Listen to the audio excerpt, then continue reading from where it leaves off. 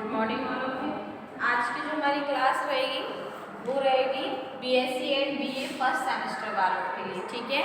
क्योंकि ये आपकी जो है फूड एंड न्यूट्रिशन की क्लास है, जिसमें ये आपकी कॉमन क्लासेस लिए है, ठीक है। क्योंकि ये फूड एंड न्यूट्रिशन जो सब्जेक्ट है वो सभी के लिए कॉमन है, ठीक है। इसमें आ गए आपके एग्जाम में ऑब्जेक्टिव क्वेश्चन, तो हम कुछ ऑब्जेक्टिव क्वेश्चन की ही क्या कर लेते हैं, बात कर लेते हैं। फर्स्ट क्वेश्चन है आपका, जैसे कि फर्स्ट क्वेश्चन दिया है, रोग प्रतिरोधक क्षमता बढ़ाता है।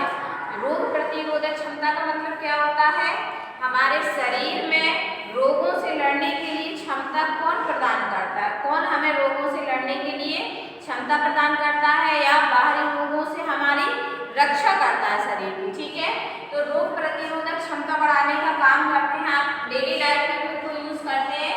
आपका लहसुन हो गया, क्या लहसुन हो गया, आपका अदरक हो गया,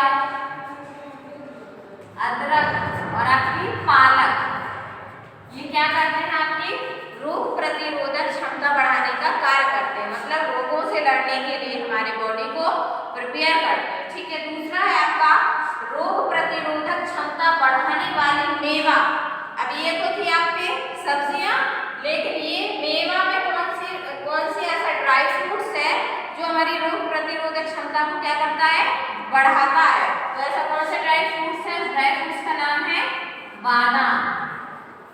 बादाम जो रहता है वो हमारे शरीर में रोग प्रतिरोधक क्षमता को बढ़ाने का क्या करता है, कार्य जो है वो करता है। नेक्स्ट क्वेश्चन है सिट्रिक फूड है। सिट्रिक एसिड मैंने बताया, सिट्रिक एसिड किसमें पाया जाता है, विटामिन सी वाले पदार्थों में। विटामिन सी हमें किससे प्राप्त होता है, संतरा, नींबू, संतरा, नींबू, आंवला, इन सबसे हमें क्या मिलता है, विटामिन सी। और विटामिन सी के लिए विटामिन सी जो है वो किसमें पाया जाता है, सिट्रिक एसिड में, ठीक है। तो सिट्रिक फूड में कौन आ गया, संतरा, नींबू, आंवला, ये क्या हो गया आपके सिट्रिक फूड। नेक्स्ट है आपका एलिन नामक यौगिक पाया जाता है। जो एलिन नामक यौगिक है, एलिनिक यौगिक का नाम है, वो किसमें पाया जाता है, हमारे खाने पीने की चीजों में पाया जाता है। डेली लाइफ में आप खाते हैं लेकिन बस हमें पता नहीं है। तो जो एलिन नामक यौगिक होता है वो किसमें पाया जाता है, लहसुन में। अब जब भी आप लहसुन खाना तो याद करना कि इसमें कौन सा यौगिक पाया जाता है, एलिन। कौन सा यौगिक पाया जाता है, एलिन। नेक्स्ट है आपका तीव्र ज्वर में शरीर का तापमान होता है। जब आपको बहुत तेज बुखार चढ़ा हो, बहुत तेज आपको फीवर हो, तब हमारी बॉडी का टेम्परेचर कितना होता है, तो लगभग आपका बॉडी का टेम्परेचर जो होता है वो 99 से लेकर 101 डिग्री सेंटीग्रेड तक हमारे शरीर का जो तापमान है वो बढ़ जाता है, हो जाता है, ठीक है। नेक्स्ट है मोटापा खतरनाक है। यदि कोई व्यक्ति मोटा है तो उसको कौन कौन सी बीमारियों का सामना करना पड़ सकता है, कौन कौन सी उसको बीमारियां जो है वो घेर सकती हैं। तो सबसे पहले तो उसका जो ब्लड प्रेशर है, बीपी है, वो क्या हो जाता है, बढ़ जाता है, मतलब रक्तदाब, है ना, रक्तदाब का बढ़ना। दूसरा हो जाता है आपका मधुमेह, मधुमेह भी बीमारी हो जाती है, कि नहीं, ठीक है। ये सब किसकी वजह से होती है, आपके मोटापे की वजह से। नेक्स्ट आपका डायरिया में रोगी को देना चाहिए। यदि किसी आपके घर में, फैमिली में, परिवार में किसी को डायरिया हो गया तो उसको हमें उसके उपचार के लिए घरेलू कौन कौन सी चीजें हम दे सकते हैं उसको, तो हम उसको क्या क्या दे सकते हैं, हम उसको लस्सी दे सकते हैं, ठीक है, दही दे सकते हैं, केला दे सकते हैं।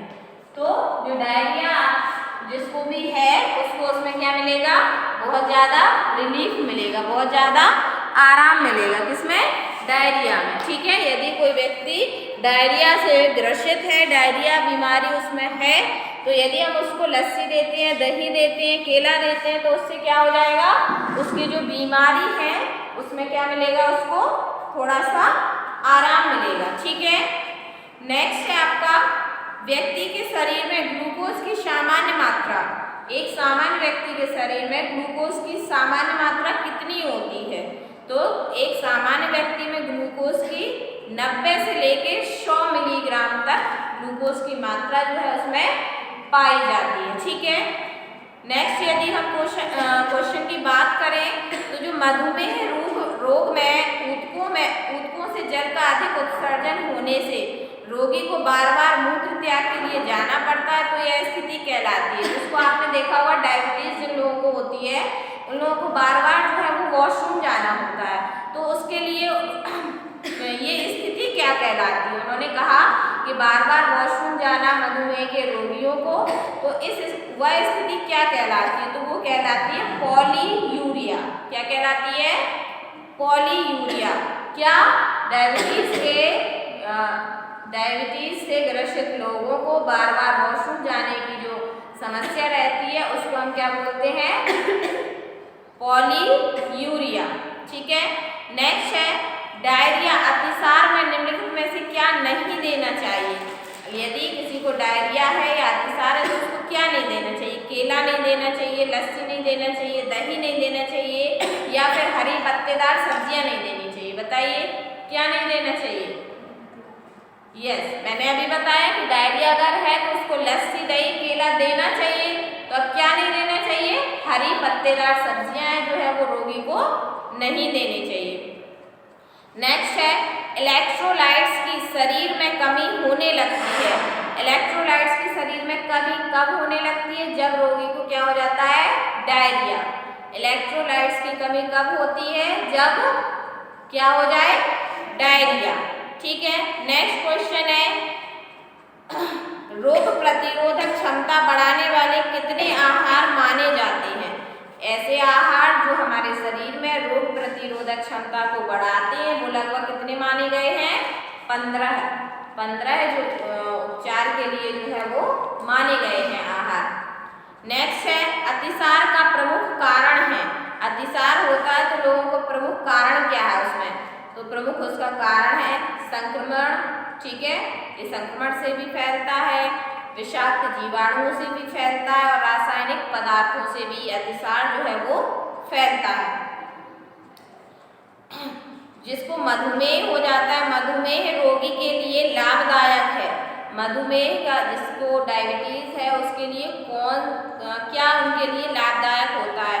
करेला लाभदायक है, मेथी लाभदायक है और आपकी लौकी लाभदायक है, कि सभी लाभदायक है कि एक भी नहीं है? तो जो मधुमेह डायबिटीज के लोग होते हैं उनके लिए हरी सब्जियां, करेला, मेथी मतलब कड़वी चीजें उनके लिए लाभदायक होती हैं। नेक्स्ट है मधुमेह किसके उपापचय से संबंधित है? जो मधुमेह नामक बीमारी है किसके उपापचय से होती है? तो चीनी, शक्कर से। ठीक है, नेक्स्ट है इंसुलिन की आवश्यकता होती है। तो इंसुलिन की आवश्यकता कहाँ होती है? जिसको मधुमेह मतलब डायबिटीज नामक बीमारी हो जाती है, शुगर जिसको हम बोलते हैं कि अरे शुगर हो गई, तो उसको किसकी आवश्यकता पड़ती है? इंसुलिन। उसको यदि बहुत ज़्यादा डायबिटीज जिसकी हो जाती है, बढ़ जाती है, तो उसको डेली क्या लेना पड़ता है? इंसुलिन का इंजेक्शन जो है वो लेना होता है। ठीक है, नेक्स्ट यदि हम क्वेश्चन की बात करें, निम्न रेशे युक्त आहार दिया जा सकता है। रेशे युक्त आहार किस में दिए जा सकते हैं? तो अतिसार में। एक प्रौढ़ महिला के 100 मिलीलीटर रक्त में हीमोग्लोबिन की मात्रा आवश्यक है। यदि एक प्रौढ़ महिला है जिसकी आयु 18 से लेकर 35 वर्ष तक है तो उसका जो रक्त है उसमें हीमोग्लोबिन की मात्रा कितनी होती है? यदि 100 मिलीलीटर रक्त है तो कितनी आवश्यकता होती है? 12.0 की। ठीक है, नेक्स्ट है आपका मधुमेह रोग की अधिकतर होता है। मधुमेह रोग जो है वो ज़्यादातर कब होता है? तो जो मधुमेह रोग होता है वो ज़्यादातर होता है प्रौढ़ावस्था में, मतलब 35 साल के जो प्रौढ़ावस्था व्यक्ति पाए जाते हैं, 18 से 35 से 40 वर्षों तक, तो वो मधुमेह रोग उनको होता है। नेक्स्ट यदि हम बात करें उच्च रक्तचाप का लक्षण है, यदि जिसका रक्तचाप जो है वो उच्च है तो उसका क्या क्या लक्षण हो सकते हैं? तो उस कंडीशन में जो रोगी है उसको चक्कर आ सकते हैं, सिर दर्द हो सकता है, उल्टी हो सकती है, तो वो किसका लक्षण है? उच्च रक्तचाप का। नेक्स्ट है पौष्टिक तत्वों की न्यूनता के कारण रोग हो जाता है। यदि हमारे शरीर में पौष्टिक तत्वों की न्यूनता है मतलब कमी है तो उससे हमें क्या हो जाता है? अतिसार। ठीक है, तो आज की क्लास में इतना ही। नेक्स्ट क्लास में हम आगे की कुछ ऑब्जेक्टिव क्वेश्चन के बारे में बात करेंगे।